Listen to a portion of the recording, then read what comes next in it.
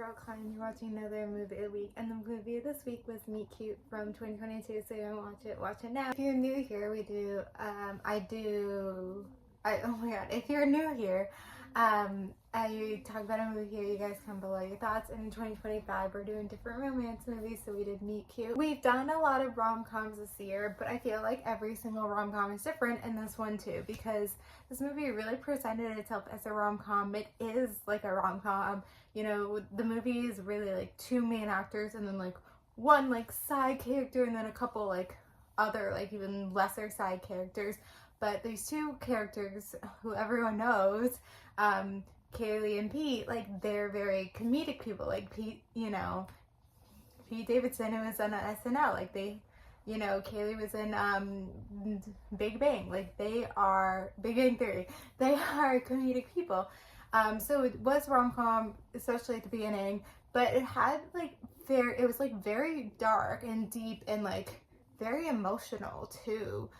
This movie that we don't get from the other rom-coms. So I'm like, is this a rom-com? I feel like it's more like a dark comedy. A dark comedy, yeah. So I guess this is the first dark comedy we've had this year where I don't know if this is the first dark comedy we've done for Movie of the Week, but at least for this year when we're talking about romance, because it presents itself as a rom-com. I'm sure they market it as a rom-com, but it's different. So where do we start talking about this movie? This is actually only my second time watching it, and I like my first time watching it, you know, as I said, I think they market it as a rom-com, and it's just such a different film, and it's so emotional and too, but anyway, so we've done a few time loop movies.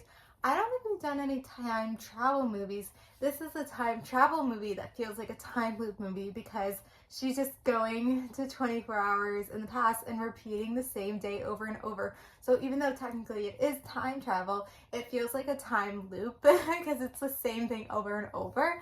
And I think this is like the first, like, even though it's not a time loop movie, it is a time travel movie.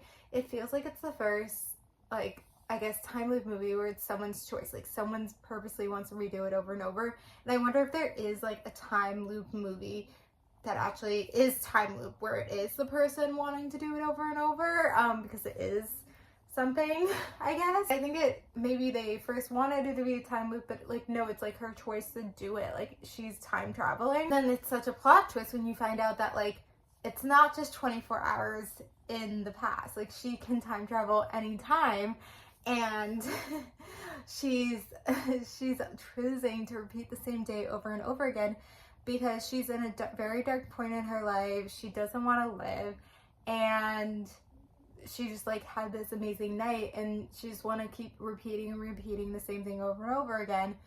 But it's something interesting too because it's like in one ways it was something that over time, like she got tired of him always being the same thing, and she feels like it's like a relationship, you know, like they were dating for a year, it's a relationship, but in the end like it is very one-sided because like he's, you know, yes, in a relationship after a year like those things come to light and you might get tired or whatever, but it's the same night, like, you know, like he probably, if it wasn't the same night, like that's why he's repeating the same thing over and over, because it's like first date things you say, like, you know, when you get to know someone and you get to do different experiences, it's like different, you know. But there's this other point to that where it's like it's kind of like an addiction. Like she kind of talked about it with like her dad. Like her dad is alcoholic and he just went bar until he died, and that's what she's doing with him. Like she's using him as like a way to escape and like an escapism, which is something that's interesting. I mean, my only thing about this movie is like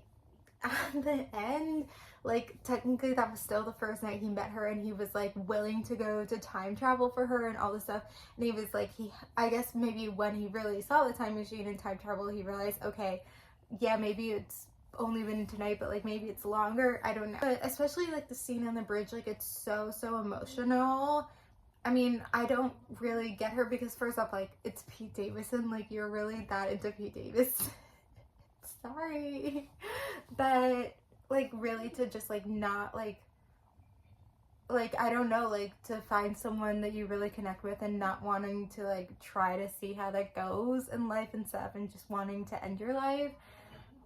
I don't know, I think this movie has so many emotional layers, and it kind of, has so many different messages, and also kind of talks about like it's okay if life is not perfect, but it's like I think these two people who, you know, have trauma, both lost their dad, like all these things, have trauma, you know, they struggle with things, but somehow they connected, they found each other, and they have this amazing night, and it's just these opportunities for more nights. But then she like couldn't, she was kind of scared for the future, I guess, in a way. And I mean, it was like a full circle thing when he then like was the one who was the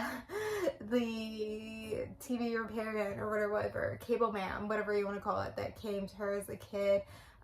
That scene was so it's kind of interesting. I mean, these two like so comedic actors and having these like dark scenes and everything, and it just kind of is one of those movies where it makes you like think about life and think about your own life and kind of look at the world a little bit differently. And I think that, you know, in a way, this presented itself as a rom-com, it presented itself as a romance movie, and it was, but there was so much more than that. And I think it's underrated, and maybe people don't really know about this movie or talk about this movie because it isn't what it appears to be. But I think that's amazing when a film can be so much more.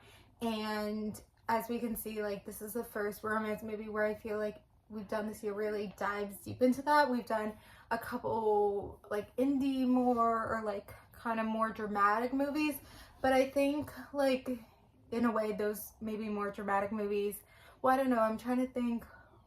Cha Cha Real Smooth wasn't too much about the romance being the drama, but I think it's just interesting how you can take this romance movie but have a movie that tells so much more and isn't just a movie that's about this one thing and tell this one story, and how it lets you emerge in more.